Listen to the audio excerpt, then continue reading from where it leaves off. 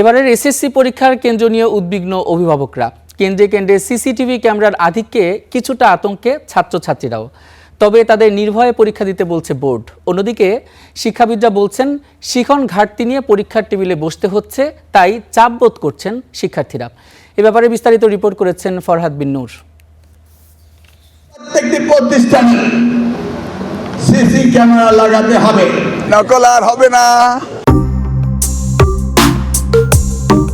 মন্ত্রীর এ ঘোষণার পর বাস্তবে সিসিটিভি ব্যবস্থার চিত্রটি কেমন তা দেখতে আমরা যাই রাজধানীর বেশ কয়েকটি কেন্দ্রে।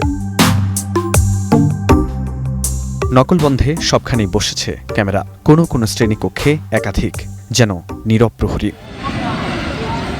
শুধু ঢাকা নয়, জেলা উপজেলা পর্যায়েও প্রতিষ্ঠানগুলো নিজস্ব অর্থায়নে বসিয়েছে সিসিটিভি ক্যামেরা। ফান্ডটা এটা সম্পূর্ণ আমাদের নিজেদের অর্থায়নে করতে হচ্ছে, এটা আমাদের জন্য আসলে একটু কষ্টকর। আর তারপরেও আমরা চেষ্টা করছি সরকার বাহাদুরের যে নিয়ম যে আইন কানুন সেগুলো বাস্তবায়ন করার জন্য। গত বছরের তুলনায় এবার পরীক্ষার্থী কমেছে ৬৭,০০০। এবছর ১১টি শিক্ষা বোর্ডের অধীনে সারা দেশের ৩০,০০০-এর বেশি শিক্ষা প্রতিষ্ঠানের ১৮.৫ লাখ শিক্ষার্থী অংশ নিতে যাচ্ছে এসএসসি ও সমমানের পরীক্ষায়। শিক্ষা বোর্ড বলছে সারা দেশের ৩,৯০০টি পরীক্ষা কেন্দ্রই এভাবেই নিয়ে আসা হয়েছে সিসিটিভির আওতায়। তবে এ নিয়ে উদ্বিগ্ন পরীক্ষার্থী ও অভিভাবকেরা। প্রস্তুতি থাকলেও এ ব্যবস্থা অযাচিত চাপ ও অস্বস্তির কারণ হতে পারে। পরীক্ষা কেন্দ্র যেন নজরদারি কক্ষে পরিণত না হয়, নজর রাখতে বলছেন সেদিকে। যতটাই ভালো প্রিপারেশন নিয়ে থাকি না কেন, আমার বিষয়ের ভিতরে তো একটা আতঙ্ক কাজ করবে যে আমাকে তো একটা ভালো চেকের মধ্যে রাখবে। পরীক্ষার আগে বাচ্চাদের বিভ্রান্ত হয়ে যাচ্ছে, আর বিভিন্ন রকমের সিসি ক্যামেরা দেওয়া হচ্ছে। সরাসরি পরীক্ষায় না গিয়ে আমাদের শিক্ষা ব্যবস্থাটাকে চেঞ্জ করা উচিত। আমাদের এখানে বেসিকে অনেক সমস্যা হয়েছে। আমরা এসএসসি পরীক্ষা দিতে বসতেছি, কিন্তু আমাদের বেসিক পুরোপুরি ক্লিয়ার না।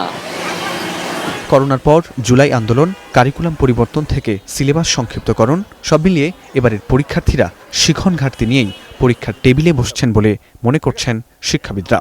আরও আগেই করা দরকার ছিল লার্নিং গ্যাপগুলো তাদেরকে ফুলফিল করে দেয়া, এই কাজটা করা হয়নি।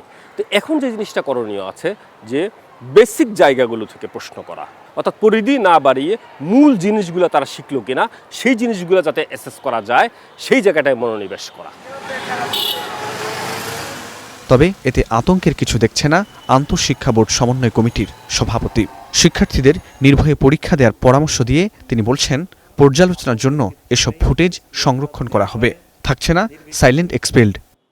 এখানে কোনো আতঙ্ক সৃষ্টি করা না, এই যতগুলো করা হয়েছে বা যা কিছু বলা হয়েছে এর প্রায় সবগুলোই শিক্ষকদের, স্টুডেন্ট বাদে বাকি যারা অংশগ্রহণ করে সিস্টেমের মধ্যে আছে তাদের উদ্দেশ্যেই।